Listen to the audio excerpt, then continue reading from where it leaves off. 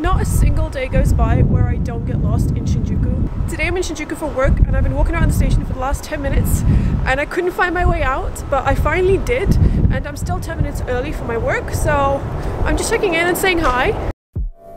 When I first arrived in Tokyo, I was completely overwhelmed.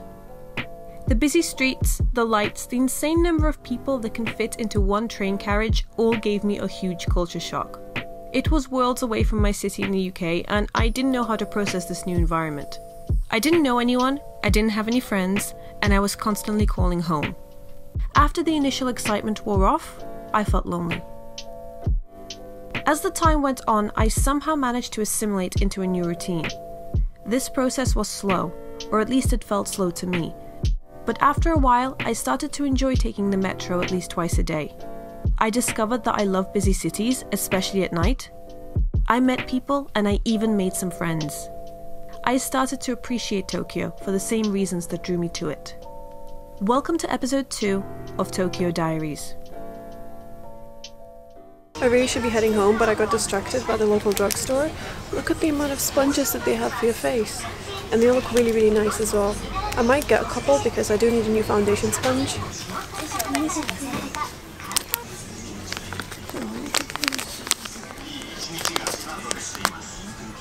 It does say that these get bigger when they get wet, like the beauty blender. So hopefully these will be good. It's finally home time. I am so tired. I'm so ready for bed. I think I'm gonna just quickly eat something and then go to sleep pretty much straight away because tomorrow I'm meeting with a couple of friends and it's gonna be a really long and busy day. Most of my days in Tokyo start early and end late. They are filled with train journeys, lots of work and food, because food in Japan is delicious. However, the best thing about living in a new country is meeting new people. I genuinely prepared myself for a life surrounded by strangers, but somehow that didn't happen. I met the most vibrant group of people who share my interests and love for Japan. We are in Eggs and Things and we have just ordered pancakes and breakfast food, even though it's not breakfast, but it doesn't matter because we're really, really hungry. And I'm here with Kelly and Gretchen. Hello! Oh, that's a nice picture. I want to see. Coffee and sausage. This is way too much. Look at those giant sausages. Oh, that's a lot of sausage. What the heck? The coffee here comes in such cute cups. It says Eggs and Things and it's adorable and it's also really, really tasty. It's very good. Yeah, this is going to be a day of eating. Omadasando is really good for food. Harajuku has so many sweets and so many dessert places that it would be a shame for us not to sample all the fine things on offer. Yeah. The pancakes have just arrived. it looks like a flower. It looks so good. Coconut, guava. Oh, it is guava. Ah, okay. It's guava. I love guava.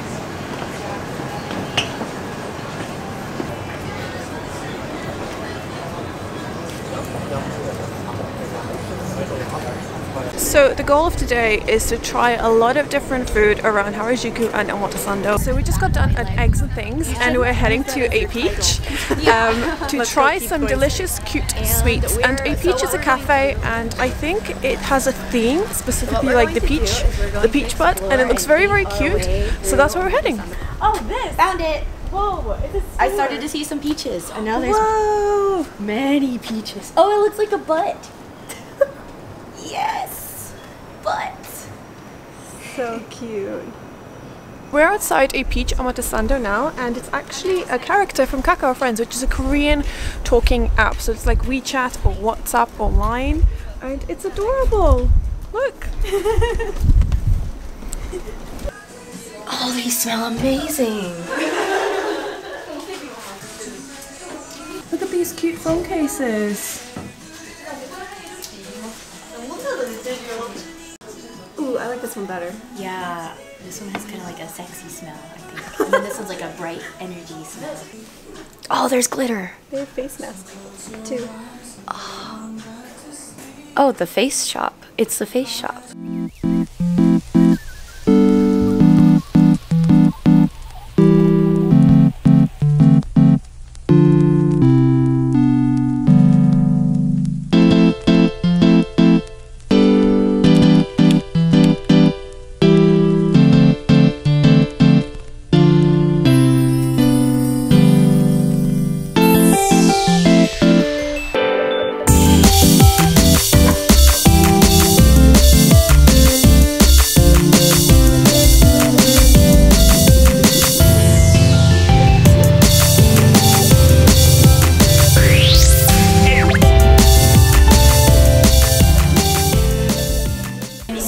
in the A Peach Cafe right now, and we are going to get the cutest donut I have ever seen, and we're also getting a peach frappe and a peach soda. So I'm really excited to try that. Oh yeah, I forgot about it. Oh, I'm sorry. He's like sinking now. Oh no! It's so hard that you can't even like. It's hard to get up. Are we gonna slice up that little meringue? Yeah. Maybe. Crush this little I piece. know.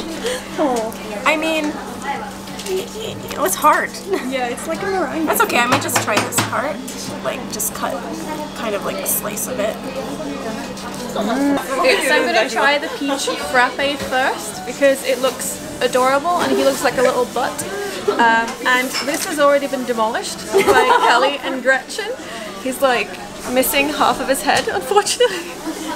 But it's all good. We're gonna try it anyway. No, it came like that. Oh no. It tastes like a canned peach with cream in it. That's the only way I can describe it. It's really, really good. I'm gonna try the actual liquid as well. I like that a lot. It tastes like yogurt. Like peachy yogurt. I think as we've seen with Kelly and Gretchen, cutting it was a bit of an adventure. So I'm gonna try my best to not demolish this. Oh, actually. Oh wow! Good job. That's beautiful. I can taste the tiniest bit of peach in it, but I think the main flavor is raspberry, and there's also little raspberry pieces on top, like freeze-dried raspberry. And there's also a little meringue, and he's asleep. This is the peach soda, and this is also very, very cute. And I like, yeah, it's got like little peach stuff at the bottom, and we can't quite decide what leaf that is on top. I think it's a basil leaf, could be a mint leaf. Gretchen said it's spinach, so I'm not sure. Are you sure it's spinach? I don't know. Maybe lettuce. It doesn't look like a yummy leaf. Yeah, what is that? It looks like a salad leaf. So I'm gonna try this It looks now. like basil or whatever. Yeah, I think it might be basil.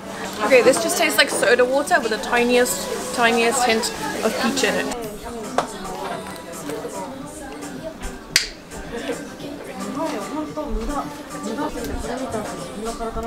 I don't think it's peach flavored. Really? It just tastes like a meringue, but it does have a little peachy jam in the middle.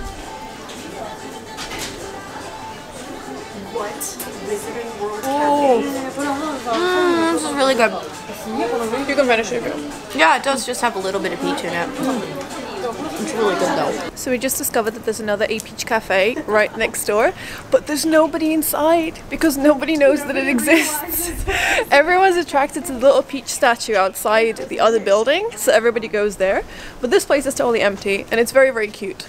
So if the other place is too busy, I suggest going to this one. Yeah. So we just got done at the A Peach Cafe, and to be honest, I'm so full. I'm just ready to sleep.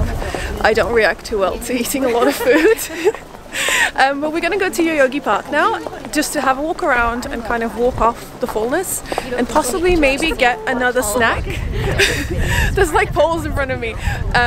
And afterwards, we're gonna go to Kitsune Cafe, which is a fox-themed cafe, and we're gonna go and try some really good coffee. And apparently everything's fox-themed, and they do really cute latte art. So I'm looking forward to that because I do appreciate a nice cup of coffee.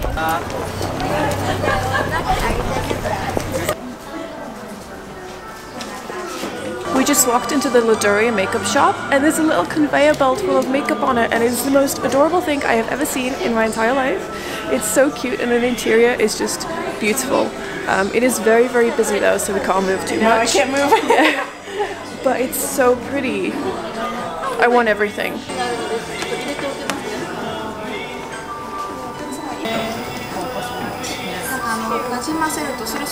So the lipsticks are meant to represent how you're feeling. So if you're feeling romantic, you go for these colors. Dramatic, you go for these. And relaxing, you go for these more neutral tones. That is an actual bathtub full of flowers. It is so adorable. This is the kind of bathtub I want in my house, so that I can feel like I'm relaxing. We just popped into the Midoriya makeup store, and they had that bowl full of rose petals that was actually a blush, and I've wanted that for so long. I've never actually seen it in real life, so today was the first time I was seeing it in real life, and oh, it's so pretty. The whole store just smelled like roses.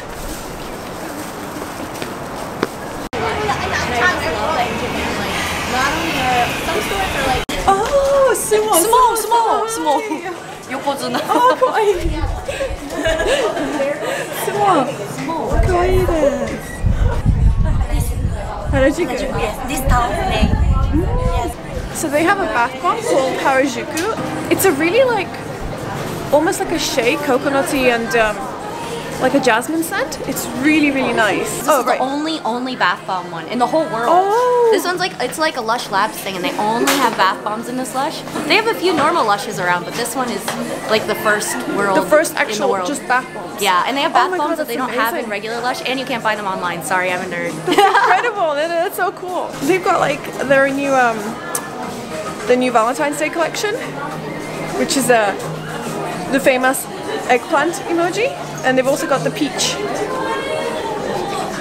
bud, which seems to be the theme of today. They have an app that you can get on your phone, and then you can scan it and it tells you all the ingredients. That's amazing! Wow! That is so cool. Lush Labo. Lush Labs. So they have a really cool application for the phone called Lush Labs, where you can hover it over any product and it will pull up all the information, what the product is called, how much it costs, the ingredients, any allergens that might be in it. Basically everything you need to know about the product will come up on the phone, on the app straight away, and I think that's amazing. So I'm gonna try this out myself now. I kind of want to see how this one does, because it looks pretty cool. I'll show you. It's like a bath bomb filled with sea salt. So let's try and scan this one. So we can see that this is called Seaweed Giant Bombshell. Set sail for calm seas. And it gives you all the information about the bath bombs on here. I think this is such a cool app. So apparently upstairs there's also a conveyor belt of Lush bath bombs, which is incredible. Everything in Tokyo is on a conveyor belt, so it's only natural that the bath bombs will also be on a conveyor belt.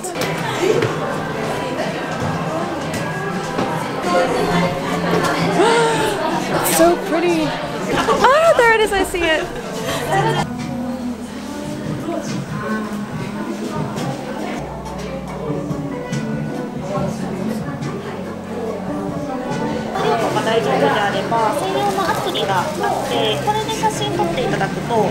So we've just been to Diaries, where we saw makeup on a conveyor belt, and now we're in the Lush store where there's bath bombs on a conveyor belt.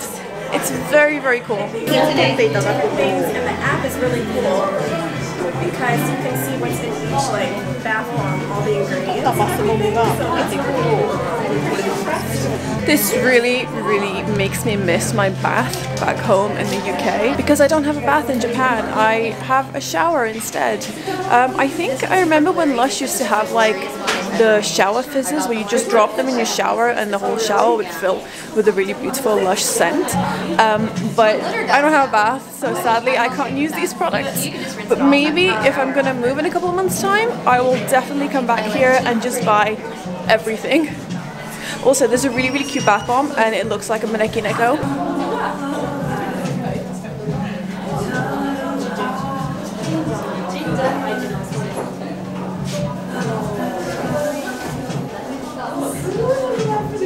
This is way better than what we have in the UK right now. I'm definitely going to be back here when I have a bathtub. The Mario Kart guys!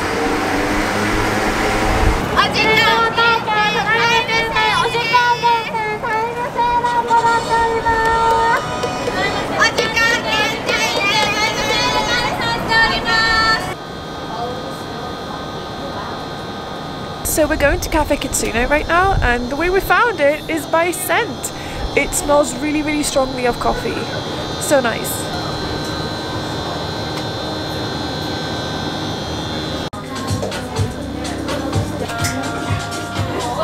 So we're just ordering our drinks now. I'm going to get a latte, but I love this place. It seems quite small, but it smells really good, and it's fox themed.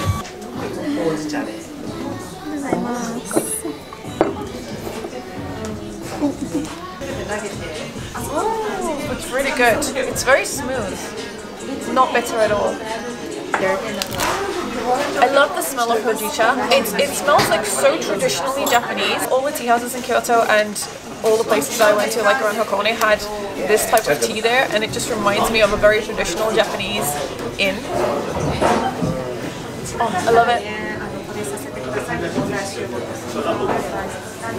Ooh, that's really flavorful as well. It's delicious. Cherry blossom tree, I can recognize it from the bark because I'm a nerd. Goodness. These are some type of early blooming ones. Wow. Really early blooming ones, I forget the name of them, but... Hey everybody, so today is the day after our grand Harajuku / Omotasando food adventure. And honestly, when I got home last night, I fell asleep straight away because I was so unbelievably full from eating. And yesterday I actually did buy something, which was these rose fairy lights, and they're really cute. Super cute. But I completely forgot that for some reason in Japan, batteries are not just AA or AAA or whatever. They have like codes and numbers, and the batteries that I got are definitely not for this. It says 2 AAs, but the voltage doesn't match, so I'm very confused. So I'm gonna have to go back to like a store, maybe like Big Camera or something, and get some different batteries. So I don't know what's happening there. But today I had a really long day of work, pretty much from morning time till now, which is like, what is it? So like 7 or 8 p.m. I don't even know. I've lost track of time. And I'm just taking a little break before I have a shower and have my dinner. And I kind of just wanted to talk to you about the topic of making friends in a foreign country. So when I arrived in Japan last August, I did not know anybody, and it was something that actually really worried me because I think, like I've said earlier in this video, I kind of prepared myself for this life of isolation. And to be completely honest, for the first 2 months, like 2 or 3 months, I did feel really isolated because I was so far away from my family and my friends, and it was just kind of difficult. Like, even if you're not a super social person in your own country, when you are in a different country and you're actually living here, you're not on holiday, you're living here, it's completely different, and you do need a support network of people. It's just really difficult to be by yourself all the time. So one of the ways that I tried to prepare for that, or to try and avoid the isolation, which to be honest didn't really work, but it was living in a share house. So as of now, like right this moment, I am living in a share house, and I've been living here for a few months now, and to be honest, it kind of did help to meet people, because you do end up meeting people from all over the world. And one of the best things is that you meet people from different cultures as well, because here in this share house, like, it's a really big share house, there are a lot of people living here, and it is a pain in the ass sometimes, but most of the time it's quite fun to meet people from different cultures. And I've met people who are Japanese, who are Korean, who are Chinese, who are Vietnamese, and it's just really cool to meet with everybody. But the issue with the share house is that people constantly move out and move in and move out and move in, so you don't really form long-lasting relationships. And when you are putting down some roots in a new country, you might want to form a really nice long-lasting relationship, and unfortunately it's very difficult to do that even if you do live in a share house. When you go through the period of people moving in and moving out, you kind of feel alone and you feel really lonely. And Japan, being so different to any other country that I've ever been in, plus the language barrier. Now keep in mind, I did try and learn Japanese, but learning Japanese in a classroom is not the same as using it in real life. And I find that a lot of Japanese people keep to themselves, so it's quite difficult to make friends. So initially what I tried to do is I tried the Meetup app. I'm not sure if you guys have heard of it, but there's an app called the Meetup app, and it allows you to meet people who have very similar interests to you. And I was so close to using that app. I didn't, and I'll tell you why. I didn't use it because eventually I didn't have to, but I did go through a period of this severe isolation and just feeling super sad and super lonely. Like, I think at one point I actually thought, should I just go back home? Is this what it's going to be like? Am I going to feel like this forever? But you don't. I think the initial stage of that really anxious and sad feeling is a mixture of being in a new country, being in a new environment, and also having the culture shock, because eventually you will meet people. Like, when you least expect it, you will definitely meet people. And I think because I went through that period of not knowing anybody, it really made me appreciate spending time with others, because before I came to Japan, every time, I'm just going to be honest here, every time somebody tried to make plans, I would be like, no, I can't. No, I can't do that. No, I'm busy. I was a very withdrawn person, but I think that's because social interaction was something that was handed to me on a plate. I was constantly surrounded by people, but here in Japan, I've started to truly appreciate how important it is to speak to others who have similar interests to you and similar goals to you, and it's just nice to have a good support network around you. It probably would have been easier if I came here on a student visa as a student of a language school or something, not only because of the whole meeting people thing, but also because the school tends to help you with a lot of things. So they help you with the bank account, they help you with the accommodation, they give you tips. When I arrived here on my working holiday visa, you kind of are left in the dark. You don't know what to do, you don't know anything, and that puts that extra pressure on you because I had nobody else to ask who was in Japan at that time. Luckily, I had some people in the UK who knew what they were talking about. They've lived in Japan for a long time and they were able to advise me, but just not having anybody here with me to help me, it's difficult. Like, I'm not gonna lie to you, it can be quite difficult, especially when you are at the ward and you're trying to communicate something and they're not understanding, and it's stressful. It's a stressful situation, but I'm super happy that I've done it, and I think that's why I appreciate knowing Kelly and Gretchen and everyone else who I've mentioned and more, just because I just love being with my friends. I love being in a social situation, and I think that's something I discovered about myself. I really do value social interaction a lot more than I thought. But yeah, if you're moving to another country or Tokyo or Japan in general or anywhere else in the world and you're worried about making friends abroad, it will happen eventually. It might take some time and you might go through a really horrible period of where you feel isolated and just withdrawn from everybody else and alone. But when you do make friends, it's just going to be amazing. You're going to feel like you're setting down some roots, and I think that's what I'm grateful for. But yeah, now that I've said everything that I wanted to say, I'm going to go take a shower and make some dinner and then go to sleep because I am so tired. I am ready for a good night's sleep. And I just want to say, please subscribe to Kelly and Gretchen. Check out their channels, check out their social media. I will link everything in the description box down below. They're so awesome. They're like amazing people and I'm so happy to have met them. And yeah, let's go make some food.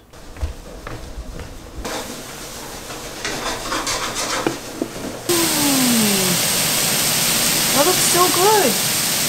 So I'm excited because today for dinner we're having fajita wraps and we're making them at home, and they're full of veggies, so they're full of the nutrients and minerals that I've been missing from the UK, but they look so good and they always smell so good. I'm really excited for this, especially because like for the last 2 weeks I've been eating out so much. I'm ready to have a home cooked meal now. Sometimes cooking while living in a share house isn't always the most convenient option, but I'm just so excited for this. So this is the filling for our fajita wraps. We normally just put a variety of peppers and onions in there. Sometimes we also put mushrooms in, but we didn't have any on this occasion.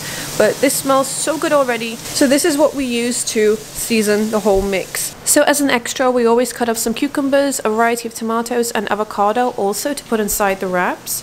And sometimes I'll add a bit of yogurt, like really plain bio yogurt or some sour cream, and it just makes such an easy and quick filling meal. Yay! Looks so good.